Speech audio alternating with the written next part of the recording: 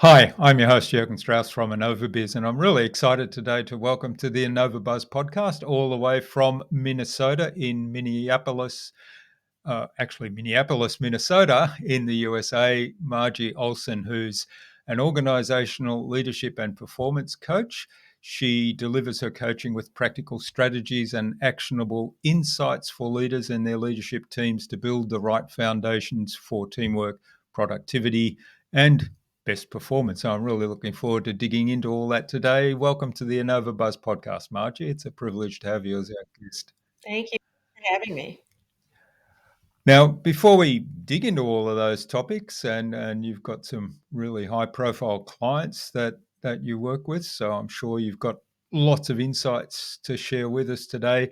Before we do that, what's the impact you're hoping to make in the world? So I feel like organizations are where all the people are. And so when we want the world to be a better place, we can help it by helping leaders and their teams run their companies in ways that people want to work there, and it makes their days better. I love it. Yeah. So kind of impact on people, it's not just the organization, but it's the impact on people because the organization is a collection of people. That's Hmm. right. I recall in my corporate career, there was a lot of conversation around management versus leadership, and we need better leaders. And I could never understand why there wasn't any real good training or real good development of leaders. It all seemed to somehow fall back on management again, even though there was talk about leadership and it was different to management. What how do you see the difference and what are the challenges that organizations face that they struggle to make that transition? Well, first of all, that insight is the right insight. So you somehow intuited that it seemed to be kind of odd how we have all of these leaders, but we're not necessarily standing behind how to grow leadership the way we might insist on having expertise in other areas. So we are not insisting on leadership expertise. We are leaving it up to the person, him or herself, and they learned it from people who also didn't have an Mm, opportunity to develop it. And I think that we call it different things in organizations, and some people do get the impression that there is leadership development, there is leadership training, there is management. But if we're truly looking around, if we're looking at data, if we're giving it a reasonable lens, there's not a lot of that going on, at least nothing that's turning into long term change. And I think when people ask the question, people need to be leaders, not just managers, or what's the difference between management and leadership? There is an answer. But I think also sometimes behind that question is a little bit of a blame to that individual. Just be a better leader. When really organizations are missing the chance to take responsibility to help leaders grow. And so the short answer to the difference between management and leadership is management is really sort of very concrete, moving the pieces around the chessboard, taking a very black and white concrete approach. You've got an end goal in mind and you're at a starting place and you're going to move some things around to get you there. Leaders are dealing with people. And people are not machines, they're not equipment, they're not furniture. And so if you don't treat them the way the human brain learns and delivers, if you think that you can manage them as something that is just something in your day, the way you have technology and other processes, then you're going to miss the whole thing about how the brain operates, how we bring our feelings to work, and how we really do want to succeed. So, any leader who thinks their team is not motivated or is resistant or they're checked out or they're not engaged and they're just loafing, they're hiding behind not having their camera on. The truth is, we are hardwired to succeed. We are hardwired to grow. We want to grow and develop. It's natural.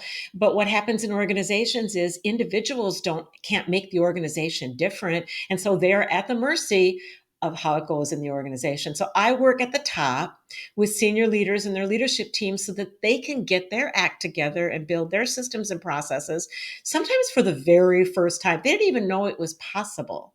We put those systems and processes in place, change the way they do things, and develop some habits, talk about behaviors and communication openly. And pretty soon, everybody else in the company is now benefiting because leaders have taken their place as leaders.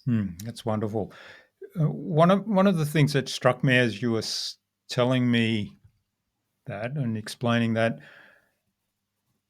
when I went through in the corporate world leadership development training, as they called it, there was a lot of emphasis on understanding people from the point of view of tools like Myers-Briggs, tools like um, I can't think of the other ones now.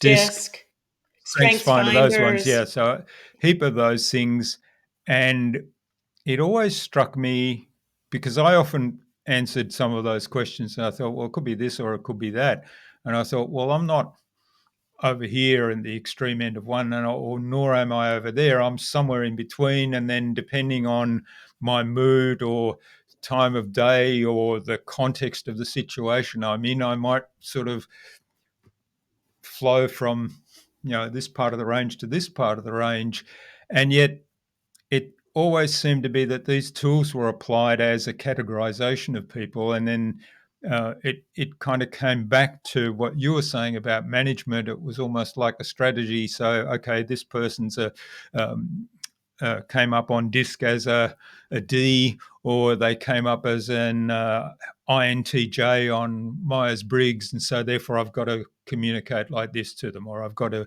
deal with them in this way, which is kind of almost strategic, and yet people can't really be categorized that simply. So, how do you see that, and how do you approach leadership and those tools? How do you incorporate them into what you do?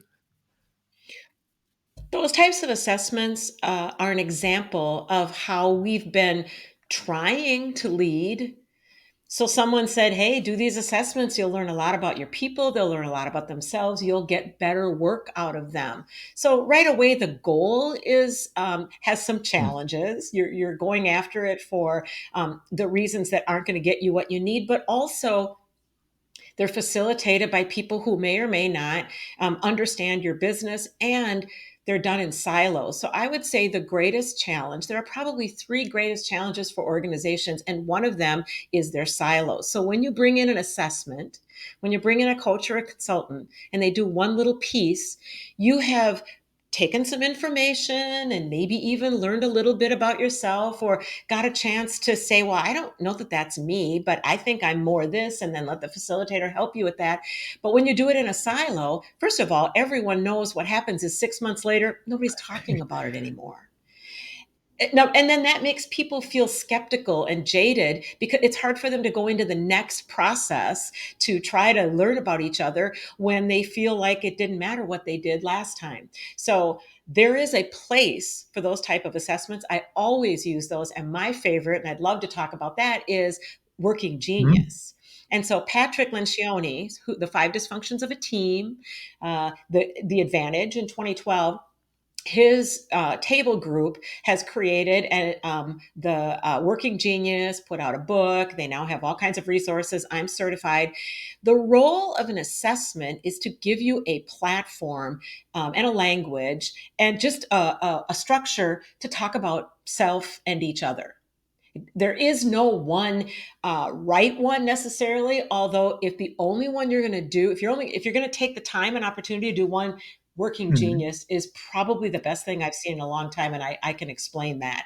We use an assessment like that. I also use DISC. I also have my own team assessment. We use those just to give everybody a start at talking together about the team. So it is not natural in organizations to be a team. We have to be teams because we're Yeah. coming together.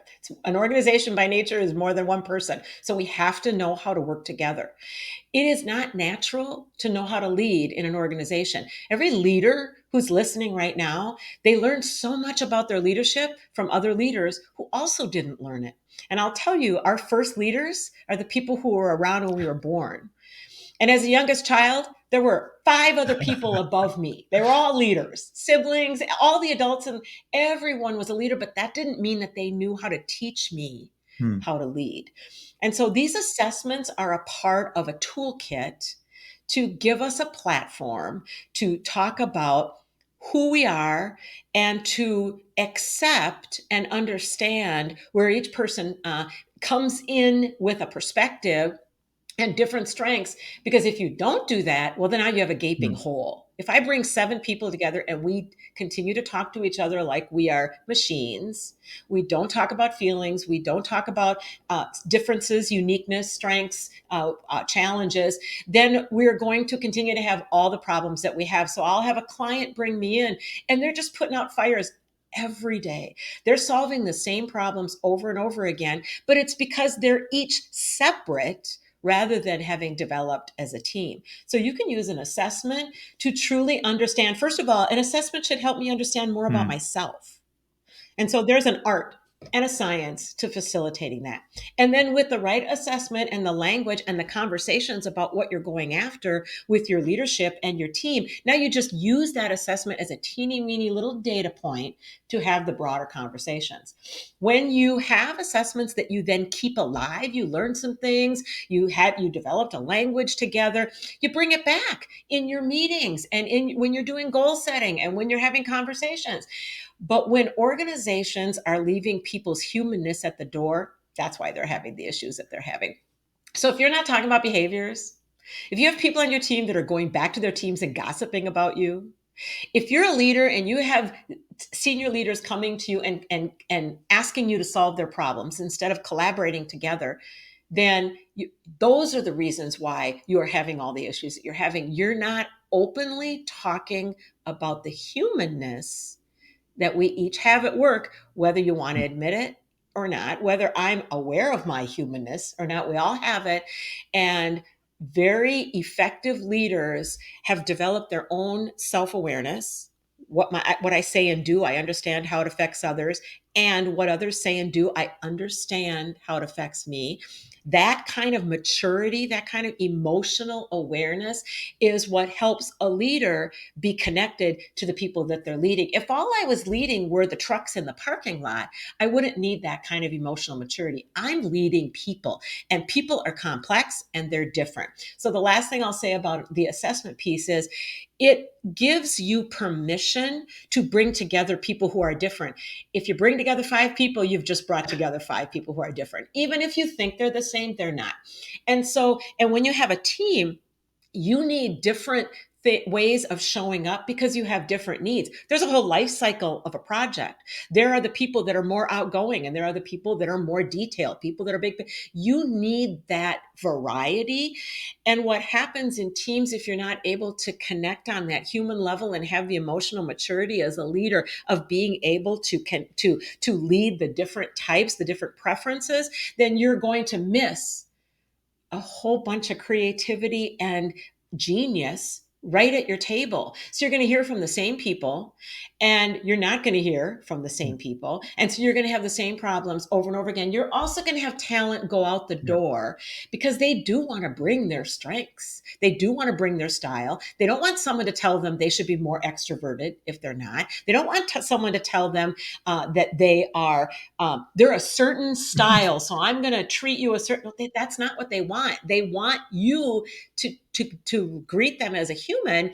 Check with them on what they think about their style, and then do planning accordingly. So the teams have a lot of opportunity. There's a lot. The leaders right now, everyone that's hearing has so much gold they can mine in the people that they have reporting to them, but they may not know about that, so they're Yeah, missing yeah. it. And I so love that you mentioned it several times throughout that explanation of the humanness. And I think that's where a lot of when I reflect back on leadership training that I did and a lot of the in the corporate world and a lot of the focus on those tools, it was not so much about the humanness, and it was also not, and I'd like to hear your opinion on this, it was also not focused on understanding me first and understanding my strengths and my shortcomings, or whatever you want to call them. I mean, I don't like to call them shortcomings, but my areas that perhaps I need to stretch myself a little bit, and coming from that understanding and bringing that to all communications and dealing with other people, knowing also, of course, about their styles as well, but primarily focused on what is it about me and how can I adapt and how can I change to influence outcomes, as opposed to, well, this person might be a high D or they might be a high I, so I'll just treat them like a high D or a high I. I'm talking disc language here for I those would that are say not that familiar with that. a leader's number one responsibility is to develop people. That's just their number one responsibility. So what you just described, a leader could help you with that if they understood that that was their role, and if they felt like they needed to go after that and build in the tools and processes to do that. But there are many leaders who they didn't get hired for that. They didn't get promoted for that. They weren't brought in because of their ability to develop people. They could, and the organization would be 10,000 times more effective if they were. But imagine the mess we've created because we don't develop leaders. So if you don't develop leaders, how can you promote them? How can you bring them in from other companies? They're not going to come in with that expertise. And so what do? And that was for me along the way. I came up as this youngest child, leaders everywhere as far as the eye could see. So I wasn't a huge fan of top down. I thought, well, I want to let's. I didn't even know the word empowerment, but I wanted decision making to be flatter. I didn't even know any of these words. But the truth is, it is top down because responsibility starts at the top. So the development about yourself and the ability to have both strengths and things that you can work on, a leader can be a great partner in that process. But if they've filled their day with that's beneath me, or why isn't HR doing that? Or what I see more often than not is inside they want that, but they have no idea where to Mm, go with that, and they can't talk about it on the outside. So if their role is to help develop people, they don't have a format or a structure to do that. And what happened for me is when I started on teams as a teenager, sports and music and theater, and then I got part-time jobs, and then I moved out into corporate America. I spent 30 years in corporate America and looked around in, as you mentioned, a whole different variety of great companies in a whole variety of industries, and the issues were similar, and it was confounding to me. Why do organizations struggle with their teams? Why do organizations struggle with leadership? Meaning they set goals and they don't meet them. They have projects and they go way over deadlines. They don't meet their deadlines. It's a year later and they don't even have traction yet. And as a person observing, I'm thinking, why does anybody get away with this? Why are we letting this happen? So I went back and I earned a doctorate in organization development because I wanted to understand what is happening here. To my surprise, after several years of coursework, we already know what we need to know. So, and this was more than 10 years ago. So, for 40 years now, it's mm, settled. The art and science of leadership is settled. The art and science of teams and whole organizations is settled. We know what we need to know. When you read a book or a magazine article, or you're listening to an expert on a podcast, they're basing the information about leadership and teams and organizations on some of all these same resources. We know what we need to know. So then I wanted to understand, okay, so then what's yeah. happening? So then I spent so I did my research for my dissertation, and I spent the last 10 years in corporate America. There's a gap between knowledge and applying it, but also there's all these barriers. So if you can't even bring your human self to the work environment, well, Mm, already already we have a Yeah. mismatch because I am going to bring my humanness, even if you don't want me to. And a leader who's not comfortable with their humanness, they don't want to feel vulnerable. They don't want to talk about their feelings. They've managed to stay in the lane where they keep everything very methodical, and even they have their humanness. So when we unpack it, there's ways that their day can go so much better if they would at least be able to know how they're thinking Mm. and feeling. So one of the gaps is just not being able to be okay with the human side. Another gap is we're dealing with the brain. And so James Clear, Atomic Habits, you don't rise to the level of your goals. You fall to the level of Yeah. your habits. And when we say culture eats strategy for breakfast, well, guess what your culture is? It's all of Mm. your habits. Habits are eating your strategy for breakfast. So we have so you might bring in someone to for leadership developments. You're going to have a training 6 months. Maybe they do disc. Maybe they bring in a theory about different ways to talk, have hard conversations, do performance management, all of that. But if you don't go after it in a way that acknowledges how the brain works, you're just going to go, your brain's going to take you right back. The brain is so happy with Yeah. going back Comfort zone. because it's Yeah. keeping you alive all day. So you got 99.99% autopilot is how we survive. So the brain is keeping precious resources available for survival. Okay. So when you want to develop a habit of going to the gym or taking a walk or having a different communication partnership with somebody in the family, you think about those habits, but you might not be thinking about how you lead all day. Those are habits.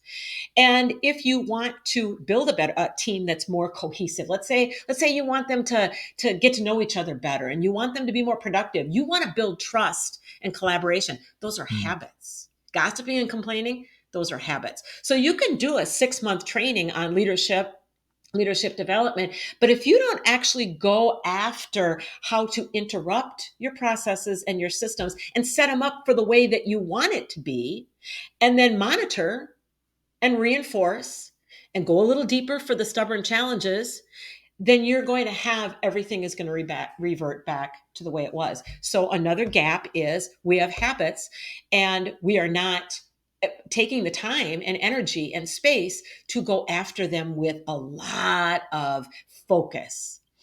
The other gap for leaders is they think they can have 27 goals and they think they can have 40 metrics on a dashboard. And what I'm saying is there is an absence of clarity.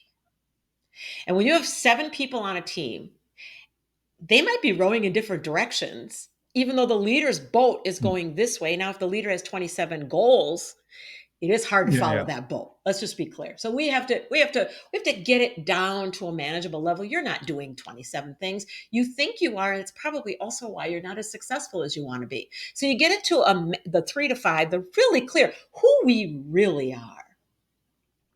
And then, does everybody know it? Can they recite it back to you? Are they saying it the same way? If you've got leadership that have their own teams, what are they going back and saying to their teams? I once had a client, 4 people, a very small leadership team, telling 4 different stories about the transformation they were doing, and they worked together every day. And when I uncovered it, it was because I was asking questions that they weren't asking. You're making assumptions right now, people on teams and leaders. Until you go ask, you're assuming that you know what they'll say about what they're supposed to be doing, about who you are and the direction that you're going. So when you are not clear and you don't share that clarity, it's nearly impossible to come together and Mm. align on what you're doing and when and who and what, how. And so if you're not clear and you're not aligned, then the information and the situations in the organization are just filled with chaos and Mm. confusion. And I think what happens with leaders and teams is they have been in organizations long enough to know, oh, that's just how organizations are. There's just chaos and confusion. Yeah, it's inevitable. That is true. When you don't deal with the humanness, when you don't have clarity, when you don't insist on boats rowing in the same direction, and you're not clear about who's supposed to be doing what and aligned on that, you are going to have chaos and confusion. And then the last gap is they're not talking about behaviors. So you can pick up a whole bunch of books and they'll tell you what you're supposed to do with your strategy. They'll tell you what you're supposed to do with your schedule, with your technology, with your change management.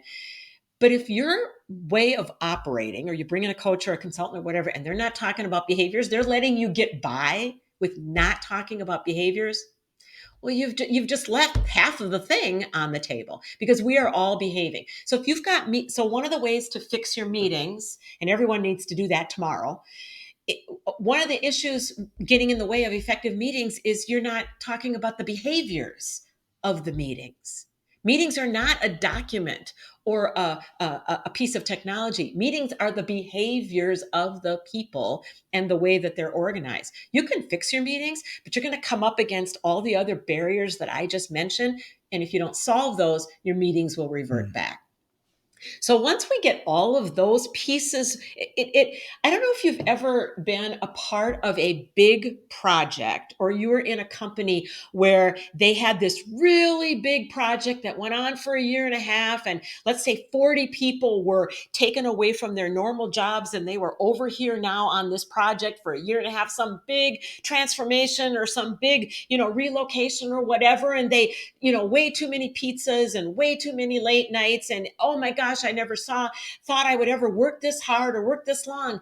And when they do the presentation to show you what they came up with and to kind of move through the actions of converting back to going back to work, you'll see people crying. Why are they crying? Because for the first time in their working life, they had those barriers Mm. removed. They had clarity. They had alignment. They got to be human. They got to know each other. They were cohesive.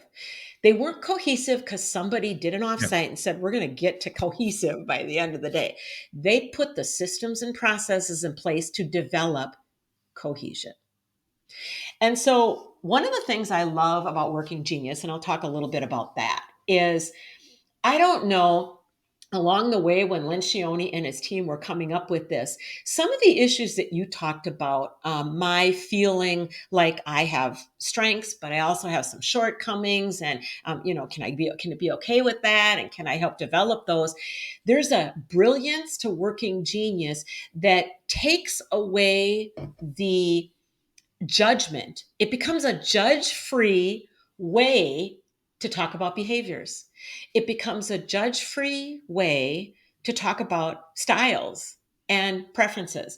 And so, a little primer on Working Genius. Working Genius addresses the life cycle of something that is being implemented or changed. Let's say you relocate your building, or you launch a new product, or you develop a new service that clients haven't had, or you're just going to come out with a release of a product you've already had. We have a release coming September 1st. Okay. So they created Working Geniuses and identified that each of us have two working geniuses, and we have two working competencies, and we have two working frustrations. And the profiles fit the acronym WIDGET, WIDGET, and they follow timing. So W is wonder. Those are the people that ask the question, how come we don't have A, B, or C? Or why is this product not working in this way? Or what are we going to do to solve this problem over here? We have these, they're identifying really, really big questions and issues. And what I love about Working Genius is they developed that wonder as a genius. It's enough. Whoever does that, Yeah. that's great. Thank you. You brought such an important piece to the table. Well, I'm a W. And I spent my entire life wondering things and asking questions, and people did not appreciate it. Why is she Yeah. asking those Yeah. questions? I don't Uh, We, know. I had a, The I is I had invention. a Yeah. young woman on my team who she would be, she was very much in that category, and she would say, "Oh, what if?" And I found it quite frustrating because a lot of other people would make a judgment, and she would ask questions where people would assume she didn't understand. And right. And no, hang on, Yes. hang on. Let's listen to why are you asking that question? Where are you coming from? So I was always trying to find out where was she coming from, because sometimes it was a question, hey, I don't understand. Can you explain it to me? But 80% of the time it wasn't. 80% of the time it was, what if we did it this way? Well, why are we doing it that way? Why couldn't we do it a different way? And yeah. And what she's doing is what her body and brain do naturally. She can't Mm, turn it off. I tried to turn it off most of my corporate life because we didn't have a structure or a mm, process to do the other things. So they needed me to do things that weren't accounted for. And I'm over here with my W not being able to add value. The I in widget is invention. And so those are the people that take the questions and they come up with mm, some ideas. The D is discernment. And discernment, everybody wants to have discernment as their genius, but it doesn't work that way. So you don't have to value somebody else's genius over your own. Be where you are. We need all of them. Discernment, on some level, can take the ideas, the solutions, and give you some really good intuition about whether or not they're mm, going to work or ask some really good questions. I'm a discernment, so I'm a WD. Those are my geniuses. WD. I can't show you my work for how I got to my idea. I can't tell you why I think this is going to succeed or fail or think I really think you need to go back to the drawing board on this one piece. As a matter of fact, again, in my corporate life, that's a person who gives a lot of opinions. I'm good at giving a lot of opinions. It's not mm, welcome. Why are you giving me your opinions? Can you just please do your job? Okay, but the opinions are in my head all the time, and I don't know what to do with them. Well, guess what? Lencioni, who is also a discernment person, he's an invention and discernment. He estimates 85% of the discerners' viewpoints tend to have merit. Again, can't show our work, it's really hard. But anyway, the discerners can take the questions and the solutions, the potential solutions, and apply a discerning lens. Now we got that far, and G is galvanizing. And the galvanizers are the people that are natural at organizing people to make happen the thing that you just invented and have discerned. So the galvanizers rally people and motivate them. And E, enablement, is they know how things get done in the organization and they go around and do it and they want to. They have a genius at being able to enable processes. They don't even know why, but they're really good at it and they know how things get done. And they are tireless in their ability to be able to make that happen. And then T is tenacity. And tenacity likes to check the box. Done. And they don't get bogged down with those other parts, except for the other part of their genius, whatever it complements. But T, there is a really good feeling about being complete. Okay. So if we look at widget and we take, let's say, a new light bulb, started with a question. Is this really do we really want to, ruin the world with these light, da, da, da. Invention, coming up with something, discernment. Oh, I don't know. I think that's going to be great. So what happens to organizations is they replay the WID over and over and over again, or they galvanize people, they get things set up, and they come to conclusion because they're G's, E's, and mm. And they've T's. skipped all the, yeah, But they did not yeah. listen to the person asking the questions and they didn't understand the sequence. So, number one, it really helps any project or program. But also, number two, when people take the working genius assessment, and when I took it, this happens to me. I'll take assessments and my answers won't be Mm, exactly what fits for me. So then I really have to read through the processes, talk to the facilitator, whatever. When I realized I was WD, tears started to flow. I felt mm, seen. And when I facilitate working genius with others, same thing. People get teary-eyed, they giggle, they get really excited. And what happens is we find ourselves in roles where we spend a lot of time in our competencies, or worse, in our frustrations. A lot of mm, burnout happens in our competencies. So one of my competencies is galvanizing. I can do public speaking. It doesn't feed my soul or bring me joy. And Lencioni's team realized that when we work in our working geniuses, we actually feel joy. We experience joy in the workplace. And it's because we truly are tapping the thing that is the most natural for us. So once I felt seen And I felt like I was given permission to ask the questions I always want to ask and give the opinions that I always want to give. And once I funneled my time to aim it over into the area where those are what is needed, now I can be honest with my team about, oh, you're already past that? Oh, well, then don't invite me Hmm. to the meeting. Because if you invite me to the meeting, I'm probably going to keep asking questions, but we're past that now.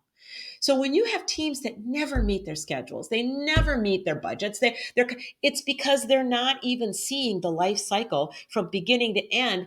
And when people feel seen and when they're a team together, now they have a language for talking about each other, ourselves. I don't even have to go into deep, deep, deep feelings when I tell you that I'm really good at asking questions and giving opinions. And so then we've created a space to welcome those. And without those, you're not going to be as successful. And when we can talk to each other about the way we show up, our geniuses, rather than spending so much time in our competencies or our frustrations, we start to get closer.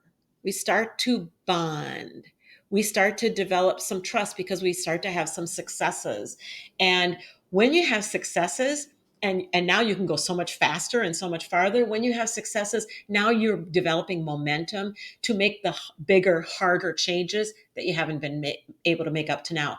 So I love working genius because it accomplishes many things in one, but especially because it takes away the element of judgment. I don't have to feel like there's a spotlight on me that I'm not good enough or I'm not the right style. I have what I have. And if you will let me bring it to the table, and if you make sure those other pieces are accounted for, we're going to be able to go fast and far together because we have it all. And when you have a gap, let's say you have an enablement gap or a discernment gap, you could Hmm. borrow from other teams, you can hire for it. And we all have all six in us. We just shouldn't spend a lot Yeah. of It's time not the there primary if style. we truly have geniuses that we're not able to bring to Hmm. the table. Yeah, I love that. I'll link to that Working Genius book in the show notes, of course. I'll get that link from you, That's and great. it's something that I'll have to investigate because I'm not familiar with that. But it sounds absolutely fascinating. Hmm. It's wonderful. All right. Well, this has been wonderful. I could go on talking leadership and the gaps and find out more about the Working Genius, but we will leave people to go and read the book or or look at your website as well. I think it's a good time now, though, to move on to Yes. the buzz, which is our innovation round, and it's the same 5 questions I ask of every guest. Okay. So, yeah, it's the idea is being you'll share some tips from your experience that'll inspire our listener to go and do something awesome today as a result. So, you all said? So, Yes. what's the number one thing anyone needs to do to be more innovative? First of all, be present. Do what you can do to quiet the noise around you. It's in you. It's really in you. You can be mired. You can just, your shoulders can be heavy. You can be battered down by a system that is not standing up and making room for you. It's in there. You do what you need to do to quiet the noise and be more present to your own brilliance. We're all psychic. We're all connected to skills and abilities. Just because we're not using them doesn't mean we don't have them. Yeah, I love that. And one of one of the things that my business coach always likes to say is that we have everything we need inside of us, but tapping into that, well, that's what she says. My addition is tapping into that is a challenge. So that quietening exercise, whatever that might be, is really powerful, isn't it? And remember why. It's not just the noise out there, it's Mm, our brain is keeping us in our habits and it's all the old ways. You have to lead your brain. So if you want to be more innovative and more present to yourself, you got to be in charge of your brain and you can. mm. And you can. Excellent. All right. Now, what's the best thing you've done to develop new ideas? So I talk to other people. And as I'm talking, I'm actually hearing myself. I have found that talking to other leaders is probably the best way that I've been able to understand my own leadership because I can hear myself talk. And I also, when we're talking or thinking for some people, it I tend to go in the directions that I need to go in. whereas someone else is going to bring up something else. So for me, I process and learn from myself as I'm talking. That's fascinating. I've found recently in using ChatGPT and the artificial intelligence Mm. that, Yes, people are yeah, starting to that do really that. clarifies Yes. for me my own thinking in a way that I've got, if I'm testing something, I've got to articulate it really precisely to get meaningful feedback. If I sort of articulate it the way I would kind of perhaps naturally articulate it in the first go round, I get garbage back. And I think, no, that's not what I meant.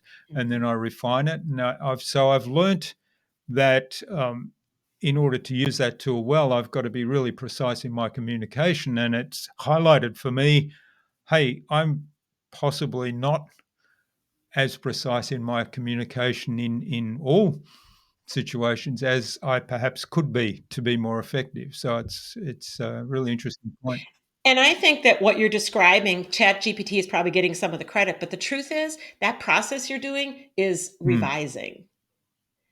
You're peeling back the layers of the onion. You're doing five whys. You it's something, and then you go deeper, and then you do another iteration, and each time you do, and that's great if you're using Chat GPT for their ideas, but for to kind mm, of see what you're where you're starting from. But each time that you went through it, you went mm, deeper into yourself. It's in there. It's like the bracken in the water, a pump out in a field.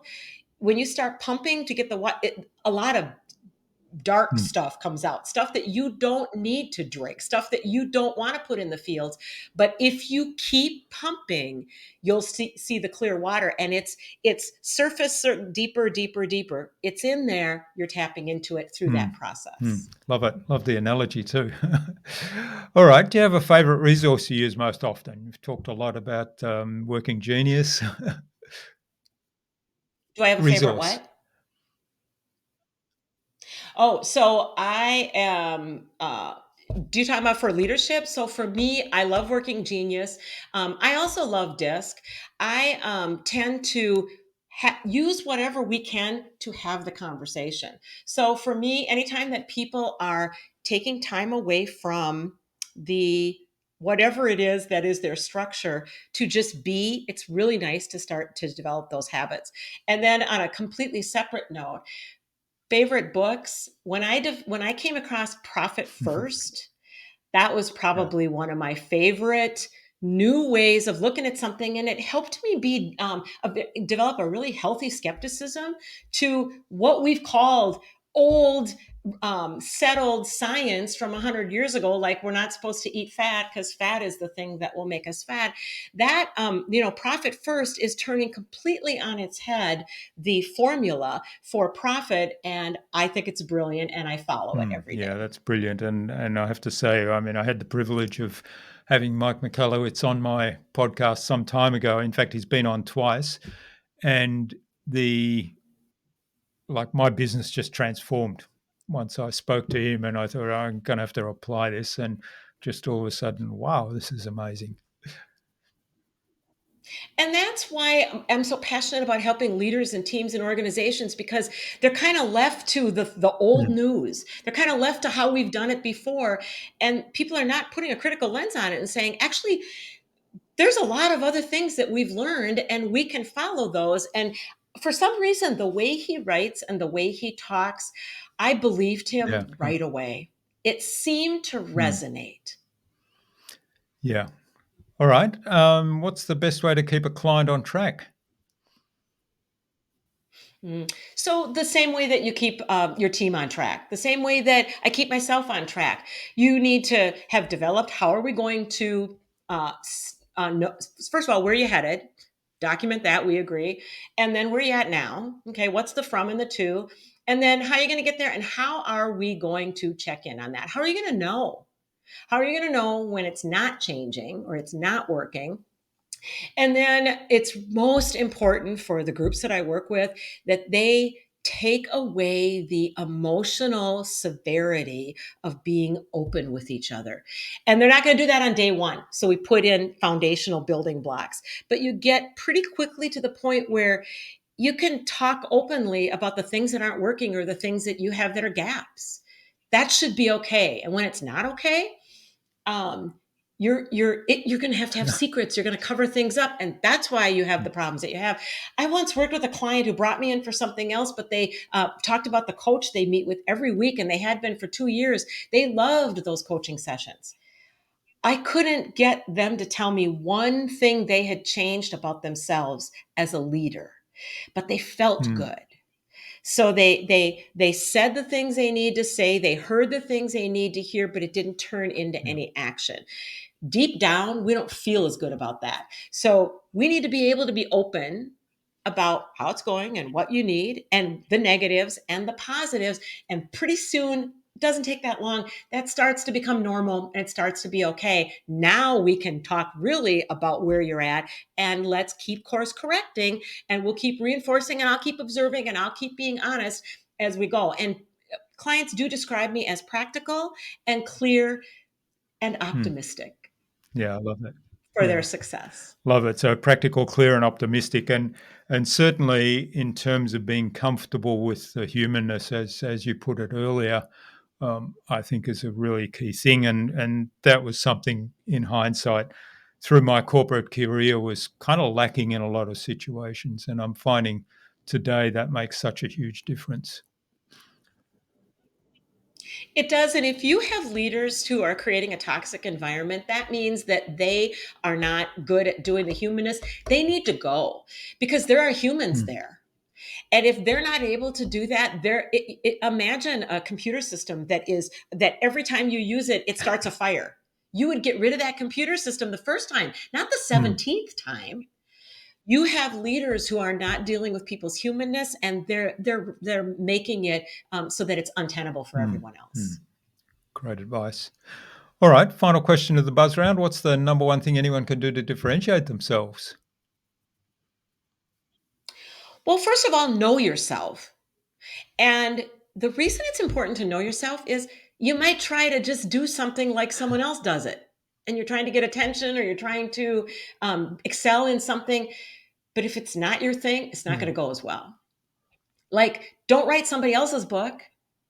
Books are a lot easier to write when it's coming from the place that is uniquely you. So get to know yourself. And this is what I love about Working Genius is it normalizes and makes the judgment free to be whatever I am. And now drill down into that. Keep looking.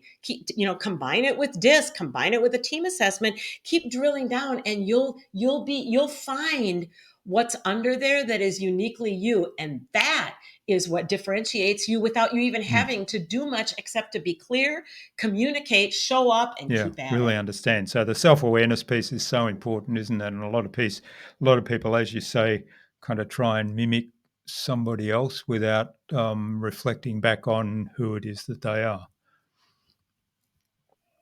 Well, and because we've created in cultures, we've said certain types are Mm, preferable, certain ways of doing things. Well, that's just no, you need mm. everybody.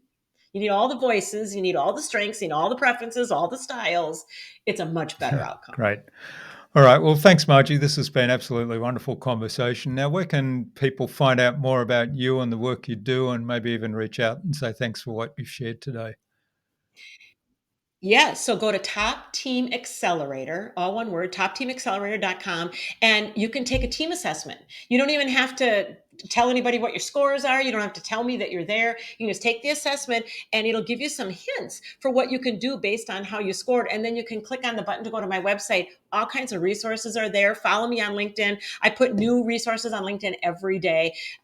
This stuff is possible, and we already know how to do it. We have to unlearn some other things to be able to Yeah. make it happen. Yes, unlearning things is sometimes harder than learning new things. Hmm. Yes.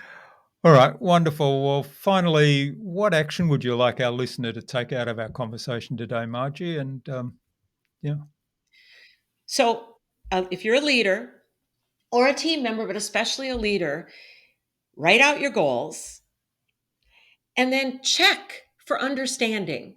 Don't tell people what they are yet, and don't try to trip them up. Tell them, I want to compare notes. I want to take a poll and see, are we talking the same way about my goals? And ask each of them to write them down and then let them share and let it be okay for them to be very different. And then say, we're heading on a path to get it to where I'm clearer with you and I'm checking with you to make sure that you have what Mm. you need. Yeah, wonderful, wonderful call to action and very consistent with the conversation today. I love it. Well, thanks so much for sharing your insights and your wisdom with us so generously. And I've certainly learnt a lot. I've discovered a new tool that I'm going to have to explore. And so hopefully I will be able to unlearn something to make space to learn something new. Amen. And yeah, That's all the great. best for the future, Margie. And please do stay in touch. Thank you. Appreciate it. Bye bye.